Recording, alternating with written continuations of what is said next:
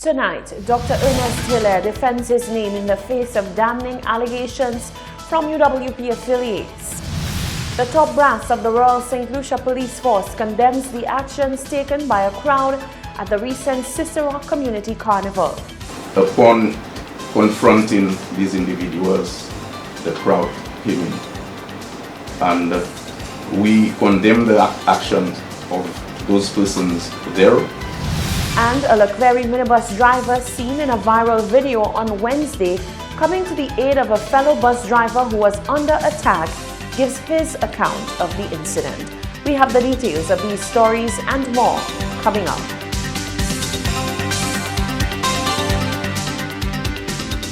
This is the Hot 7 Nightly News with Lovelace and Amy Joseph. Good night. It is Thursday, the 27th of June 2019. Welcome to the Hot 7 Nightly News. We're on Flow, channel 117, also being simulcast on Kiss FM 105.5 and 105.9. You can watch on our website, www.caribbeanhottv.com, or on our free Caribbean Hot FM mobile app. I'm Lovely St. Amy Joseph. Thank you for joining us. The top brass of the Royal St. Lucia Police Force has condemned the actions taken by a crowd at the recent Cicero Community Carnival. 3 Special Services Unit officers were forced to abort an arrest attempt of 2 persons of interest in homicide cases due to a rapid rise in crowd unrest. Police say civilians need to help them and not obstruct them. ACP Milton Daisy spoke on the matter, lamenting the entire affair and the conduct of members of the public. There was an activity that at Cicero, which was a permission was applied for and permission was granted. A few officers were detailed, that is off-duty officers, were given permission to work these activities. During the course of the activities, from information that we have received, that there was some persons, at least 3 individuals who were identified, were wanted by the police for questioning in relation to certain homicides. Upon confronting these individuals, the crowd came in, and we condemn the actions of those persons there.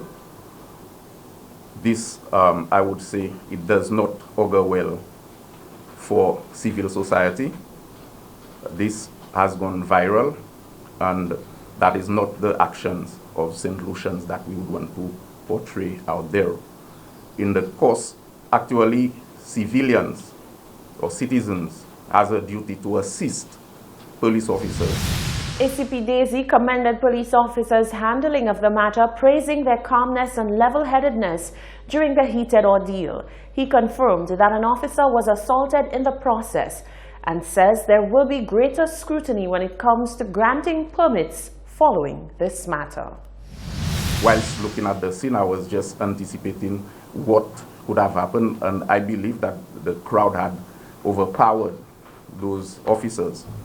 Hence the reason I think it's a learning experience for us that when such activities has to be approved, the required number of officers would have to be present. Now, as you know, the Office of the Commissioner issues permits, and before that permit is issued, you must have some security. We'll revisit that the number of security that is needed at various activities. Actually, it would be an assessment on the area, location. For example, if you have the activity itself, if you have a contemporary jazz show, the number of officers required to police that may be different from a Vibes Cartel show at Marshall. Meanwhile, Dr. Ernest Hilaire has hit back at the criticism leveled at the Cicero community in the aftermath of the incident. He says he has addressed his concerns with the police. If in having an event, something happens which, in our view, could have been handled differently, not that the police should not do their job, but could have been handled differently, then we should say so. I'm not criticizing the police. I mean, I've expressed my thoughts in private to the police about it. I mean, I was not there when it happened. I must admit, I was way to the front, leading the parade with the children immediately behind me. But I saw the video and I spoke to quite a number of persons who were there, and I also spoke to the police. I think the most important thing is for us to move forward. I'm really disappointed that the incidents take place everywhere, and I just made the point. There's an incident at the cultural center, but you're not hearing the same comments. But there was an incident in Cicero, and all of a sudden, it's the worst community. I mean, I heard people saying things like, how could anybody approve any carnival to take place in Cicero? So why not? Why not? Oh, why should they have anything in Cicero? These people, what do you mean by these people? You know, I mean, there's that perception and that stigmatization, which I think we are trying to overcome. And along the way, they will have little missteps. But we need to correct it. I'm looking forward to June Creole in Cicero, and I want the police to approve it. The MP says the stigma surrounding the community is driving many of the opinions about the incident. In other news, the Commissioner of Police, Severin Mosheri, has addressed a matter which took place over the weekend and involved a police officer. Officer Khalid Xavier is a heavyweight soca and calypso artist who goes by the stage name Kakal and has a Soca Monarch title under his belt. However, the artist landed himself in hot water over the weekend after 2 smoke grenades were deployed during his stage performance. The incident occurred at the National Cultural Center while Xavier performed his catchy and uplifting song, Jump Over Them. Addressing the matter, Commissioner of Police Severin Mosheri said during a Thursday morning press conference that he is treading carefully as the incident is currently being investigated and is also being looked into by legal representatives of the show's organizers. I want to be very careful in what I say because I have since understood that the Event St. Lucia and the National Cultural Foundation are speaking to their lawyers as it relates to moving forward with this matter. What I can say to you is that in those matters, permission must be sought to use the smoke grenade. And permission must be sought from the chief fire officer who can give permission to use those grenades. I do not know if that permission was sought or if it was given. Mosheri said he was left to wonder whether enough consideration was practiced by the artist. I also understood that the performance had to, well, the whole show had to be an outdoor event, and it was switched to an indoor event. One could look at whether the police of well, Mr. Xavier at the time was appearing as a Calypsonian. So one would have to look at whether the Calypsonian at that time would have used his own judgment to go through what is right or wrong. However, like I said, this matter, we are working together with the St. Lucia Fire Service on this matter, and also based on what I have seen from Event St. Lucia and the National Foundation, the National Cultural Development Foundation, I would prefer not to comment much more on this matter. Jump Over Them is Xavier's comeback song after a performance hiatus of over 5 years.